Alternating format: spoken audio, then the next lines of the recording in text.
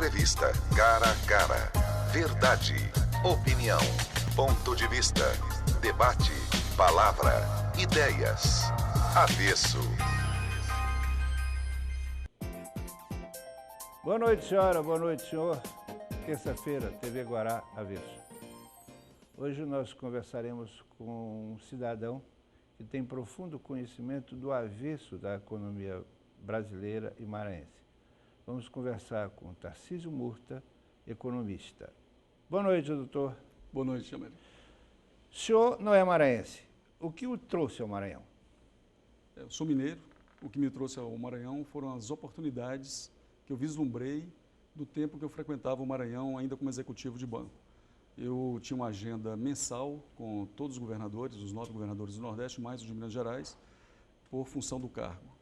E naquela época eu vislumbrava uma grande oportunidade no Maranhão, justamente por aquilo que muitas pessoas julgam faltar ou que trazem grandes mazelas pelo que falta, pelo que é ruim. Você pode também vislumbrar grandes oportunidades, porque as oportunidades residem justamente naquelas situações em que se tem dificuldades.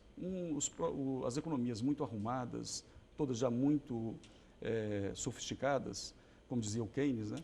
Será necessário que você faça buracos para que outros os fechem, né? Nós estamos vendo isso agora na União Europeia, por exemplo. Se destrói grandes estádios modernos para se construir novamente os mesmos. E você tem as economias que têm tudo a fazer, como é a própria economia do Brasil. E dentro do Brasil, eu acho que o Maranhão é um sinônimo também disso. Tem muito a fazer. O Maranhão tem índices baixíssimos de DH, baixíssimos de atividade produtiva agora, que a coisa está deslanchando. Esse é um dos buracos a serem tapados, que o senhor acaba de se referir? Acredito que sim. A renda per capita é muito baixa. Nós temos uma diferença entre a renda per capita do Maranhão, por exemplo, de menos de R$7 mil para de Brasília, por exemplo, Distrito Federal, que é a maior, de R$58 mil, uma discrepância muito grande. E mesmo dentro do Nordeste, nós temos ainda todos os outros 8 estados a avançarmos acima deles, considerando que nós temos muito mais potencialidades. Então, se você imagina, por exemplo, nós temos o 2º maior litoral do Nordeste, o 4º maior do Brasil. Você tem o melhor pesqueiro do Nordeste. Você tem um índice de chuvas bem definidos. Você tem um solo que não é uma maravilha, mas também não é ruim. E você não tem semiárido no Maranhão, né? Então, eu conheço bem a economia da Bahia, por exemplo, do Ceará, da Paraíba.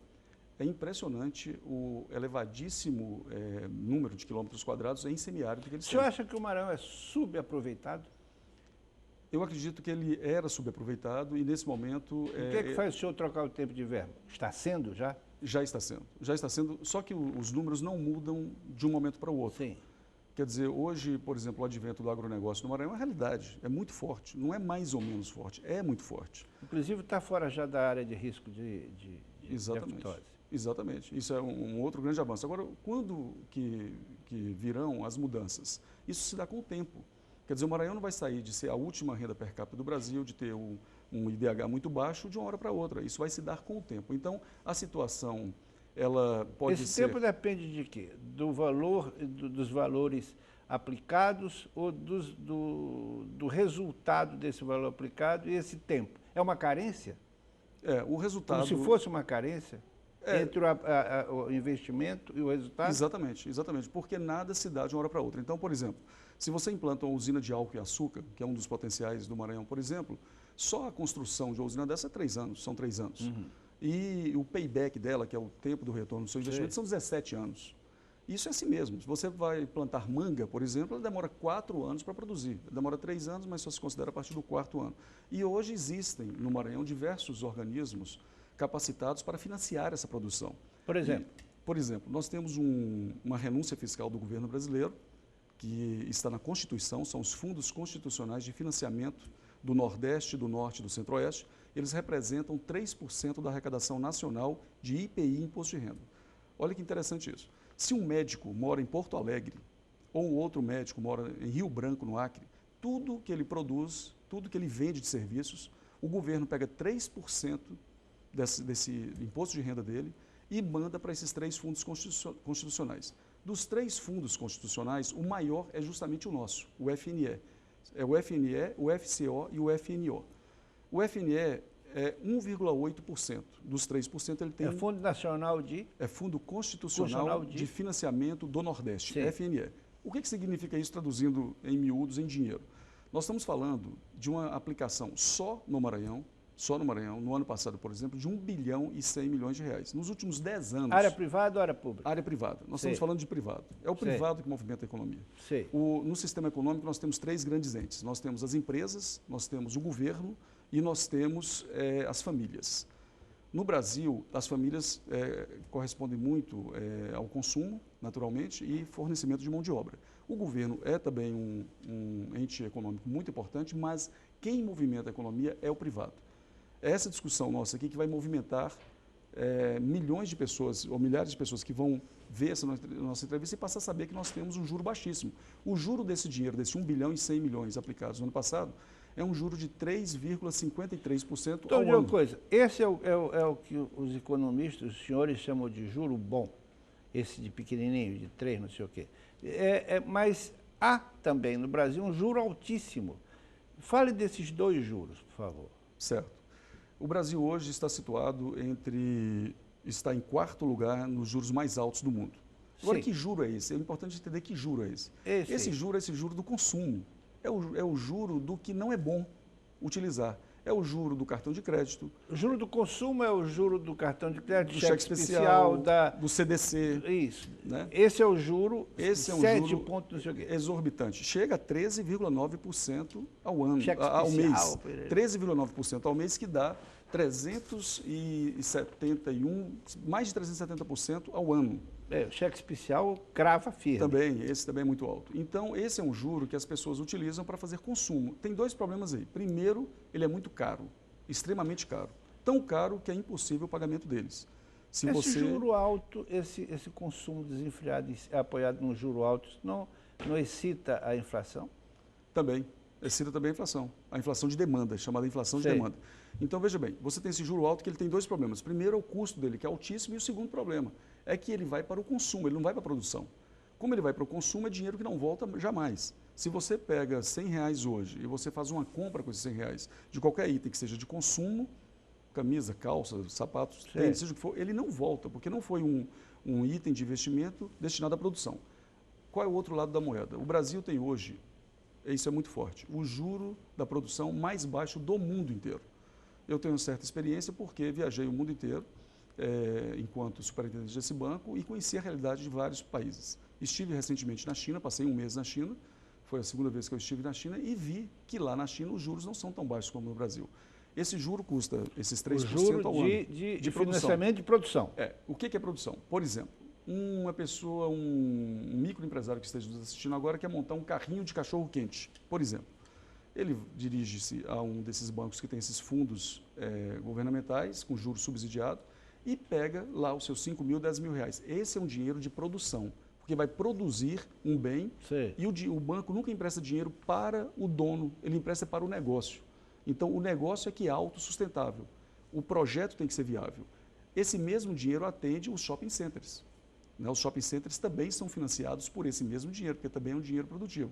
Os hotéis de São Luís, as fazendas, as usinas de álcool e açúcar. Então, você tem financiamentos desde 5 mil reais até financiamentos bilionários, mas para a produção. Aí esse dinheiro é muito barato. Esse dinheiro sendo barato e um dinheiro sendo caro lá, esse desequilíbrio de juro, é evidente que alguém perde, ou não? Não. Como eu falei no início, isso é uma renúncia fiscal. O que é que o governo faz? Bom, então é o governo que renuncia. Você está querendo trocar o verbo perder por renunciar. Na verdade, não é exatamente um sacrifício que se faz, um sacrifício, porque, na verdade, para o governo se reveste também no futuro em mais arrecadação de impostos. Quando você pega 3% da arrecadação nacional de IPI, Imposto de Renda, e destina esses 3% a um crédito subsidiado para o longo prazo, tudo isso vai virar indústria, comércio, e vai virar IPI de novo. E vai tornar virar IPI, vai virar ICMS, ISS, uma série de impostos que vão vir. Existem vários estudos, eu próprio fiz um estudo quando eu fiz o meu mestrado em economia, sobre isso. Então, é uma medida extremamente inteligente do governo. Agora, você pergunta, e por que todo mundo não tem acesso a esse recurso? Esse recurso ele tem uma barreira muito forte, que é uma barreira da garantia. Isso é a grande barreira. Você fala assim, então tá, eu quero agora pegar um dinheiro para montar uma produtora de vídeo, por exemplo. Você pode pegar um dinheiro para montar uma produtora de vídeo, mas tem que ter as garantias. E as garantias têm sido, nos últimos 30 anos, a grande barreira do investidor, do empresário, a lançar mão desse dinheiro. Aí ele prefere pegar o dinheiro mais barato e mais rápido. Mas essa garantia seria o quê? Produtividade, capacidade de produção, de retorno desse empreendimento, é isso? Essa garantia que você citou é a garantia técnica, da viabilidade do negócio. O negócio tem que ter essa viabilidade, é uma garantia do negócio. Mas não é dessa que eu estou me referindo. Qual é então a outra garantia? Eu estou me referindo a uma garantia do dinheiro tomado. Então, se você vai tomar, por exemplo, R$1 milhão emprestado, esses bancos exigem que você apresente uma garantia hipotecária pré-existente, ou então uma fiança bancária, por exemplo. Então, caso o projeto não retorne, é isso? Exatamente. Caso haja algum problema no projeto e ele não tenha condições de amortizar o financiamento, então esses bancos lançam mão dessa garantia, que pode ser uma fazenda, uma casa, desde que seja a segunda casa, a primeira nunca pode ser, porque é um bem de família, ou então um prédio comercial. Então, se você tem esses recursos, você consegue lançar mão desse dinheiro, se você tem essas garantias. Se você não tem, complica realmente o acesso a esse tipo de dinheiro. Você falou ainda agora do cidadão que quer botar uma carrocinha de vender cachorro-quente. Ele não tem garantia, como é que fica? Pois é. Então, esse tem sido o grande problema e o governo lançou há algum tempo alguns fundos de garantia. Essa talvez seja a grande saída para os financiamentos de longo prazo. O que é um fundo de garantia? Um fundo de garantia é um seguro onde você paga um determinado valor para obter uma garantia financeira. Então, nesse caso, não existe a figura dos imóveis, não existe a fiança bancária. O que existe é uma compra que você faz de um fundo de aval, por exemplo, e esse fundo de aval garante as prestações caso você não venha a honrá-las.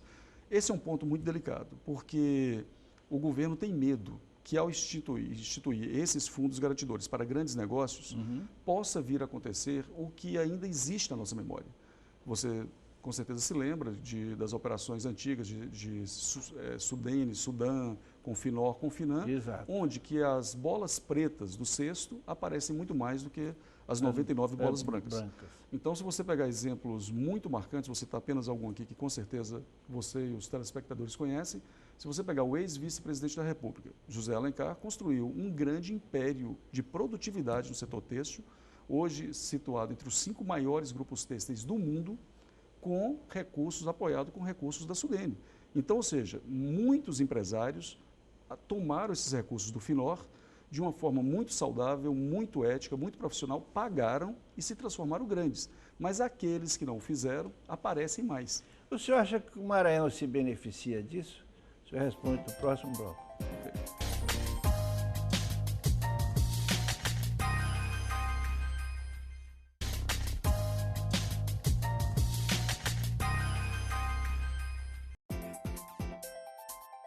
A pergunta foi, o Maranhão se beneficia disso, mas eu quero acrescentar mais uma coisa nessa pergunta. O Maranhão, além de se beneficiar, tem a noção exata e da dimensão desses benefícios?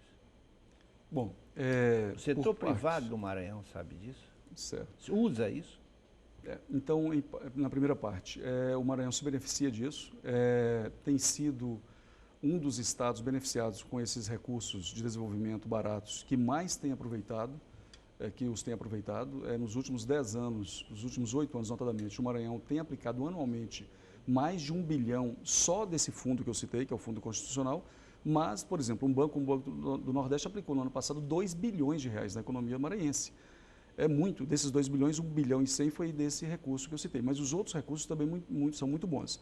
O Banco da Amazônia, que é outro banco que opera no Maranhão, muito embora sem os recursos do FNO, porque ele não pode aplicar aqui os recursos do FNO, mas tem outros fundos muito bons, excelentes, quase tão bons quanto o FNE, tem operado também com grandes volumes. E temos ainda o BNDES. Então, quer dizer, esses 3 bancos juntos, sem contar ainda com os recursos da Caixa Econômica Federal, que vai muito para infraestrutura e moradia, e do Banco do Brasil, que atende muito varejo também, você tem aí, nós estamos falando de 5 bancos governamentais atendendo fortemente o empresariado. E o Maranhão tem sabido aproveitar, mas os resultados vão vir mais no médio e longo prazo. Certo. Agora, sobre a dimensão, se o Maranhão tem a completa visão da importância dele estratégica, né? Isso eu acho muito interessante. Isso eu acho extremamente interessante, porque o Maranhão consegue atrair pessoas do mundo inteiro. porque tudo de bom parece que Deus escolheu e falou assim, vou colocar em um lugar. E colocou no Maranhão, inclusive e principalmente as pessoas com receptividade maravilhosa que elas têm aos investidores que vêm de fora. Então você tem um litoral maravilhoso, você tem um regime pluviométrico muito bem definido, você tem uma localização estratégica que você chega a economizar 6 dias de navio, se comparando Santos, Panamá, se você comparar Itaqui, Panamá, por exemplo. Isso é muito, isso significa 30% de redução de custos. Isso é uma coisa impressionante. E quando você vira aqui no Panamá, à esquerda, você cai já no mercado asiático. Você está falando de Índia, China e Japão, já muito próximo de você. E se você vai também em direção a Rotterdam, por exemplo, você tem uma economia ainda superior, maior ainda. Então, esse privilégio de localização, esse já está definido, é claro, e é extremamente rentável. E ninguém vai tirar do Maranhão Ninguém jamais. pode tirar. É o chamado, em economia a gente chama de vantagem comparativa. Ninguém tira isso. Então, e você tem, aí você caminha para os outros indicadores muito importantes. Você tem... Então, então, o futuro do Porto de Itaqui, como grande porto brasileiro, é irreversível. Totalmente irreversível como grande porto mundial, não é só do Brasil. O Itaqui não representa mais uma promessa para o Brasil. O Itaqui é uma promessa e uma necessidade para o mundo. Por exemplo, se a ALCA viesse a acontecer, existem vários problemas hoje, mas independente da ALCA ser formalizada ou não, o fato é que existe um comércio já muito forte entre as Américas. O ponto central é o Maranhão, o ponto geográfico. Se você olhar do Canadá até o Chile, a ponta, o extremo do Chile, o Maranhão é o meio. É o centro. É o centro, é incrível isso. Não é outro estado. Me diga uma coisa, esse benefício, o que pode correr risco o Maranhão na sua sustentabilidade, na sua manutenção de bens naturais, com esse risco dessa vulnerabilidade aí terrível em cima de um mercado ávido e não tão sensível às coisas mais delicadas de uma cidade? Como é que você vê isso? Sustentabilidade de São Luís. Bom, a sustentabilidade de São Luís, o que vai vir dentro em breve, vai se transformar na região metropolitana de São Luís, como as criadas no passado pelo governo federal, é impressionante. Eu vou te dar um dado aqui, se você me permite, vou remontar um pouco ao passado. Fique à vontade. Para você entender uma coisa impressionante. Por onde as capitais federais do Brasil, por onde elas passaram, por onde foi instituída uma capital do Brasil, o desenvolvimento econômico é estrondoso. Então, vamos pegar a partir de Salvador, para ser mais próximo do nosso tempo, né? Se bem que nós estamos falando de 1763. Quando nós tínhamos Salvador como a nossa capital, o desenvolvimento econômico de Salvador era uma coisa impressionante, era muito grande. E houve a migração para o Rio de Janeiro. O Rio de Janeiro, então, houve um grande boom econômico lá. E com a saída da capital de Salvador, houve uma estagnação econômica muito forte. Olha a força de um investimento estruturante. Passados quase 200 anos, na década de 50 do século XX, em 1950, se veio a Petrobras explorando petróleo na Bahia, e a Bahia foi, durante algumas décadas, o maior produtor de petróleo do Brasil. Isso começou a motivar a economia novamente de Salvador, que ainda não era uma região metropolitana, não era instituída ainda a RMS. Logo na sequência, o governo militar fez a introdução de um projeto estruturante que eu gostaria de traçar uma referência, se você me permitir, com a refinaria Prêmio da Petrobras hoje aqui em São Luís. E implantou o polo petroquímico de Camaçari. Eu fiz um estudo, Américo, ainda enquanto superintendente de banco, a importância de um projeto estruturante para os indicadores socioeconômicos da região metropolitana de Salvador. Eu fiz um estudo chamado Estudo Ex Post, que você faz depois de já ocorrido. Até parece exagero, mas toda a revitalização da economia baiana, se deu a partir da década de 50 com a introdução do petróleo e depois, principalmente, com a introdução do polo petroquímico de Camaçari. Então, aquela maravilha que você vê hoje da economia baiana, que é uma coisa realmente de saltar aos olhos de qualquer brasileiro, nós estamos falando da terceira maior, da região metropolitana, terceira maior do Brasil. Salvador hoje é a terceira maior cidade do Brasil em economia, em indicadores econômicos, isolando só Salvador. Todas essas medidas vieram Camaçari. de Camaçari. Então, você imagina o quanto que isso significa. A Bahia é para o Nordeste mais ou menos o que é o São Paulo para o Brasil em termos de PIB. Onde que eu quero chegar com isso? Retomando a sua pergunta. Um investimento como esse da refinaria, ele tem uma importância tão grande para as nossas vidas hoje e para os nossos filhos e dos nossos netos que nós não temos a dimensão disso. É por isso que essa discussão ela tem que sair ou do âmbito só do governo ou do âmbito dos opositores do governo e partir para a sociedade. Nós temos que saber como está esse projeto. Nós temos que saber e nos interessar por ele e lutar por ele. Ao invés de ficarmos reclamando disso, reclamando daquilo, jogando pedra em não sei quem, no outro, não. Sim, o que eu posso fazer para poder fazer esse projeto vir? Eu vou te dar um outro dado agora mais de microeconomia, que é o comportamento do consumidor. Se você pega ali do anil até chegar ali naquele retorno do anil, até chegar no aeroporto, nós temos um movimento econômico bastante forte ali na Guajajaras, né? Tal. E eu sou proprietário de um estabelecimento comercial naquela região. E fiquei impressionado quando no ano passado, nós estamos falando há um ano, um movimento econômico muito forte naquela região. E eu comecei, né, como administrador de empresas e como professor de economia, comecei a procurar o que era isso. Encontrei diversas casas que foram compradas pelas empreiteiras e edificadas em cima, mais 20 quartos, mais 30 quartos, que serviam de hotel para os trabalhadores. E durante a manhã eu filmei, fotografei isso, vinha 30 ônibus pegar essas pessoas, recolher essas pessoas que ficavam ali naquela região da Guajajaras para levar para o canteiro de obras da refinaria. O que isso tem a ver com esse estabelecimento comercial que eu te falei que eu tenho naquela região e que vários outros empresários têm? Enchia, lotava, porque essas pessoas consomem, é o tal do desenvolvimento local integrado sustentável. E assistir o jogo do Sampaio com o MAC. Essas pessoas compram a pipoca no cinema, elas frequentam o shopping center. E elas compram casas. Elas saem daquele quartinho que ela estava morando e compram casas. Essa é a dimensão de um projeto estruturante. Bastou as obras da refinaria terem arrefecido, agora nos últimos meses, para que essas casas ficassem totalmente abandonadas e o volume do comércio daquela região ter caído significativamente. A prêmio parece ser irreversível, né?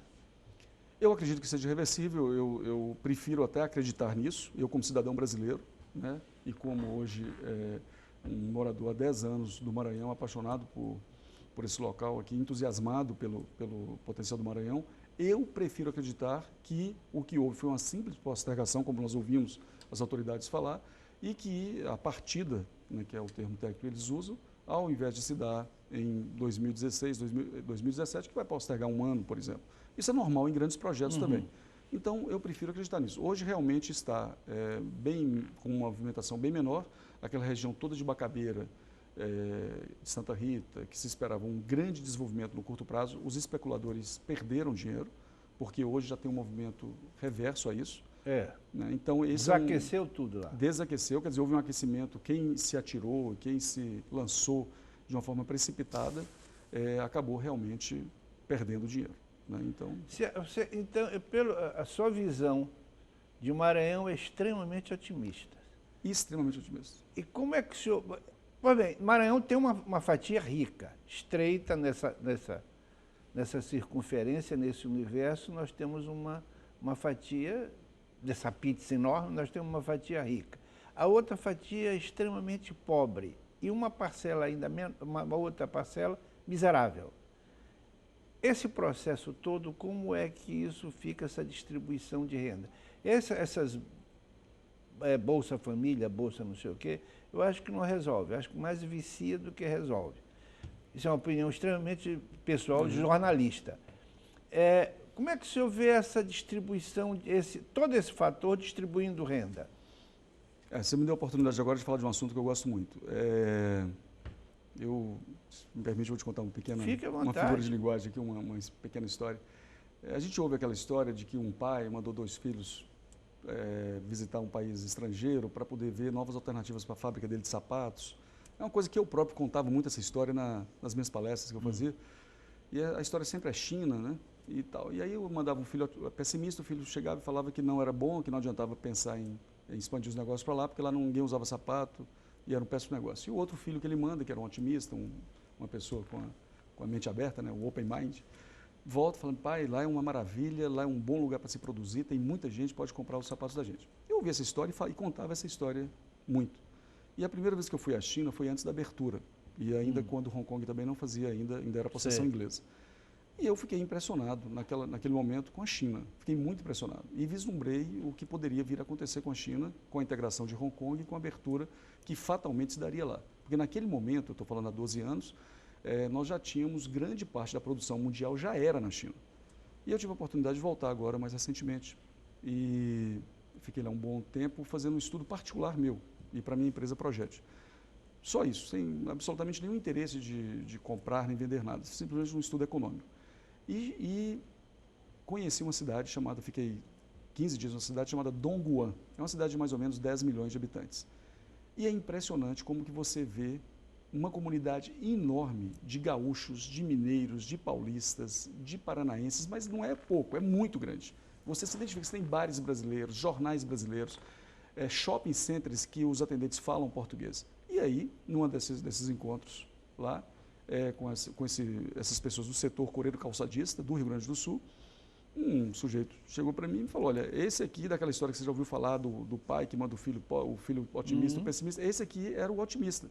Esse aqui foi o sujeito que falou que a China era o caminho para nós mudarmos todo o parque do Rio Grande do Sul para cá, porque aqui era o canal da produção e o canal onde que ia se vender muito.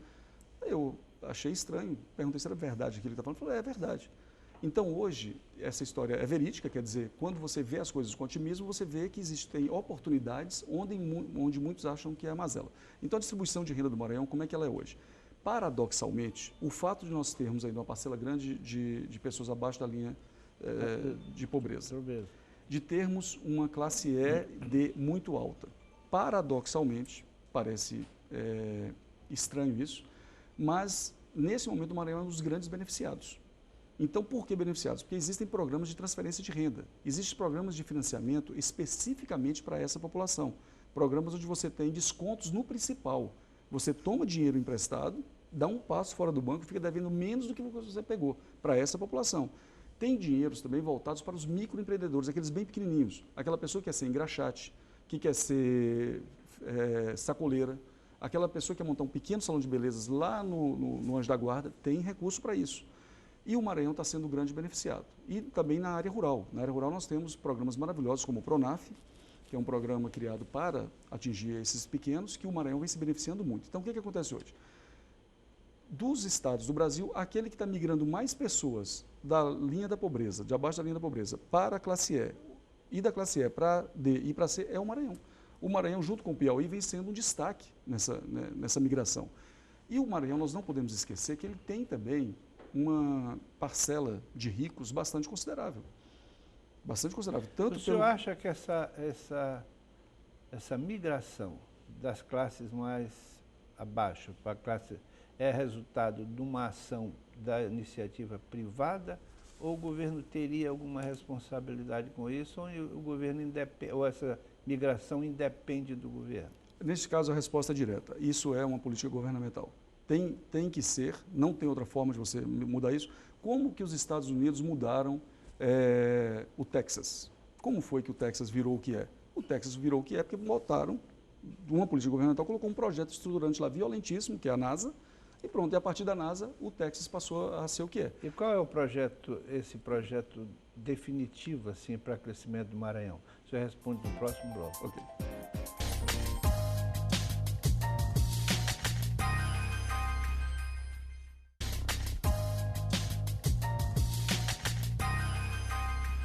O Maranhão teria um projeto desse impactante? Temos vários. É outra coisa boa também, né? Então, ser otimista, eu acho que pelo menos você sendo otimista, as coisas podem dar certo. Então, eu sou desses otimistas. Eu acho que o Maranhão, tenho certeza, aliás, o Maranhão não tem só um projeto. Por exemplo, a Norte Sul, que é um projeto vislumbrado há 30 anos e que agora vai se concluir, porque é uma necessidade do Brasil. Não estamos mais falando da necessidade do Maranhão. Se você for ao oeste baiano, você não acredita que aquilo é Brasil. Se você abrir os olhos, colocar lá, abrir os olhos, você fala, isso aqui não é Brasil. Porque é uma coisa impressionante o desenvolvimento do agronegócio do oeste baiano. Da mesma forma que o de Goiás, o do Tocantins, o do sul do Maranhão. O sul do Maranhão. Que é uma coisa impressionante, a produtividade nossa. O que a gente vem exportando de soja, né? Na pauta de exportações do Maranhão, a soja já conta com uma parcela já muito elevada. Exportamos quase 3 bilhões de dólares no ano passado, quer dizer, isso é muito, isso é significativo. Então, você tem aí a integração da área produtiva do Brasil, que é o centro-oeste todo, uma parte do sudeste também, e uma parte, e mais naturalmente do nordeste, só tem um caminho para escoamento, Itaqui. Não tem outro caminho. Então, esse é um projeto... Norte-Sul. Via Norte-Sul e via também as outras ferrovias privadas que já existem, que vão vir a existir, os ramais e o intermodal, né? Então, isso é uma realidade, não tem como fugir a isso. Voltando de novo ao projeto estruturante da Petrobras, deixa eu te dar um número aqui. A gente ouve falar que esse é um projeto de 19,8 bilhões de dólares. Trazendo para reais, vamos falar em 20 bilhões, em 40 bilhões de reais. Só que isso é o projeto em si. Só que um projeto desse, para funcionar, ele é tão importante que ele é um projeto chamado projeto estruturante. Ele precisa dos sistemistas em volta dele. Os sistemistas equivalem a mais 40 bilhões de reais. E mais os sistemistas dos sistemistas, que estão girando em torno dos outros, você pode colocar mais 20 bilhões. Então, o meu estudo, o estudo da Projet, a minha empresa de consultoria financeira, aponta que nós estamos falando de um projeto de 100 bilhões de reais. Um projeto de 100 bilhões de reais. Isso dá ao Maranhão a condição de ter o principal projeto de investimento hoje no país. E vamos chamá-lo... Esse é um dinheiro que vai ser injetado na economia do Maranhão. Injetado, que ele promove desenvolvimento enquanto está sendo implantado e depois para sempre, que é exatamente uma comparação com o polo petroquímico de Camaçari. É a melhor comparação que existe. E você tem, Américo, algo assim. Quem no Brasil hoje, qual estado que tem extensões territoriais bastante consideráveis para grandes projetos? Só o Maranhão. Você não tem mais, eu sou mineiro, você não tem mais em Minas Gerais, você não tem na Bahia, você não tem mais... Na Bahia até que você tem, mas as terras não são favoráveis. Você tem uma grande proporção do território baiano no semiárido. Nós não temos semiárido. Nós não temos semiárido. Nenhuma das 217 cidades nossas são semiárido. Estão no semiárido. Então, nós temos essas grandes vertentes. Aí você pode falar assim, mas o que falta então para nós alavancar, para nós decolarmos e sermos então São Luís se transformar na São Paulo do século XXI? Ou até a pergunta, São Luís tem condições de ser São Paulo do século XXI? Tem condições. Porque todos os elementos convergem a nosso favor. E a questão da organização da sociedade civil é que vai dar essa diferença. Não adianta achar que é governo. O negócio é que as pessoas gostam, quanto mais longe é melhor de jogar pedras. Então eu vou ficar jogando pedras nos americanos, depois na União Europeia, depois no governo central do Brasil, depois no governo estadual, depois na prefeitura e tal. E eu estou fazendo o que para isso? Então quem acredita no Maranhão, investe no Maranhão. Investe aqui. Investe gerando empregos. Se você montar uma pequena empresa e gerar 5 empregos, são 5 famílias que vão mudar. Doutor, mas você está chegou, você é um homem que tem uma visão de mundo. São Luís é uma cidade, capital de um estado, que ainda vive de recursos de um esquema político atrasado. Não há uma visão estadista do Estado. A oposição é contra fulano, não é contra uma ideia. E o governo trabalha pressionado também com essa ideia. Eu sou fulano, não sou um representante.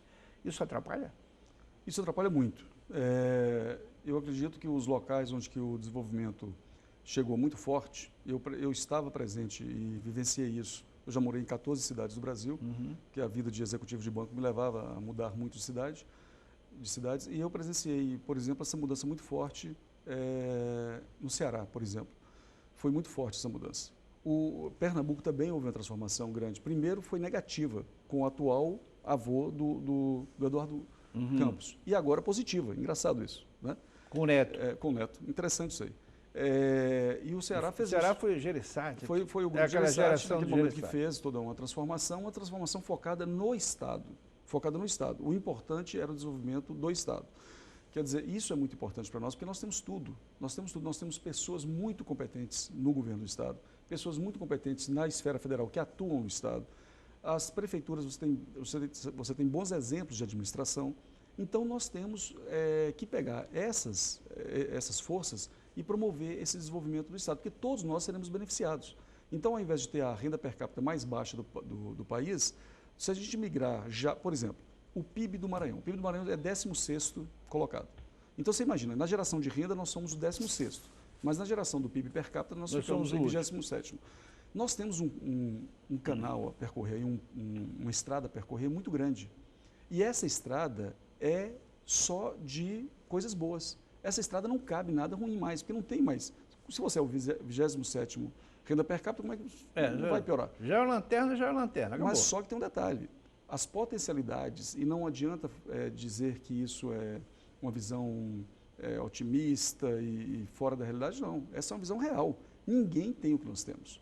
É isso que nós precisamos acreditar, nós que moramos aqui.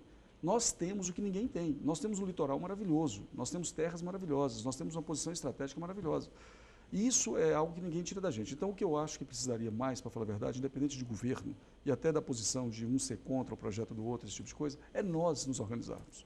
Nós, que eu digo, a sociedade civil, via Federação das Indústrias, via Câmara de Diretores Lojistas, via as igrejas evangélicas, católicas, os diversos cultos, a cultura do Maranhão que nós não falamos, que você é muito inserido.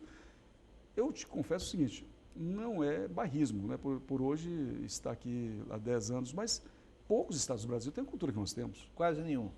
Quase nenhum. Né? Veja bem, é um produto riquíssimo, extremamente vendável. Totalmente, hoje como nunca. Né? Tá aí, voltamos à Bahia. Bahia se apoiou nisso e como vende bem, né? Vende bem, e um produto que é uma mesmice, é um produto muito parecido, aquela coisa de carnaval fora de época, aquela coisa toda. E o nosso não. O nosso é algo totalmente cultural, de raiz, muito mais forte até. Então, você imagina, por exemplo, essas companhias que nós temos de teatro, de arte, de dança aqui do Maranhão, viajando pelo mundo, como elas já viajam, mas numa escala maior. Você imagina quantos empregos ia gerar? Porque é visão de emprego, é visão de renda. É coisas que nós não gostamos de falar muito, mas o dinheiro está presente na nossa vida da hora que nós acordamos, da hora que a gente vai dormir. Mesmo aqueles que buscam o nirvana, que é o desapego ao material, né? Na Índia tem muito isso, tem várias facções na Índia, inclusive os budistas tratam disso, eles precisam de dinheiro para comprar os incensos, comprar roupa, comprar isso, o dinheiro está presente na nossa vida. Então, se nós falarmos, por exemplo, da cultura maranhense, é uma coisa apaixonante, é de se entusiasmar isso, e poderia ser muito maior do que porque foi exatamente o que a Bahia fez. Ela pegou aquela coisa que era muito boa, que era o carnaval participativo, que batia de frente com o carnaval carioca, por exemplo, que era um carnaval de clube. Carimbou para si aquela verdade e vendeu. E vendeu para o Brasil inteiro. Então, hoje você tem diversas centenas de bandas baianas que passam um ano empregadas, gerando renda e levando recursos para a Bahia, e daí vem essa explosão do PIB da Bahia e do PIB per capita também, em detrimento ao nosso, por exemplo. Então, se a gente puder incentivar as coisas nossas, é muito melhor. Eu vou te dar um exemplo aqui. Se existe a possibilidade de eu ir em 2 espetáculos, e um é maranhense, eu vou te falar com muita sinceridade, as pessoas que me conhecem sabem que é a pura verdade. Eu vou no nosso. Porque ao ir no nosso, eu estou desenvolvendo algo local, é o conceito de desenvolvimento local sustentável integrado. Se eu puder ir ao campo de futebol, eu vou assistir Sampaio Corrêa e MAC, ou Sampaio Corrêa Motoclube. Você chegando no hotel da Bahia, ligando o rádio do apartamento, só toca música baiana. Doutor, infelizmente nosso tempo está esgotado. Foi ótima a nossa conversa. A TV e o nosso programa está inteiramente à sua disposição. Use as câmeras e fale para o povo do Maranhão. Bom, primeiro agradecer à TV Guará, ao Américo, por essa oportunidade. Eu sinto a necessidade de falar os temas que eu falei, por acreditar muito no Maranhão. O Maranhão é uma preciosidade da federação. A federação sabe disso e vai investir muito aqui.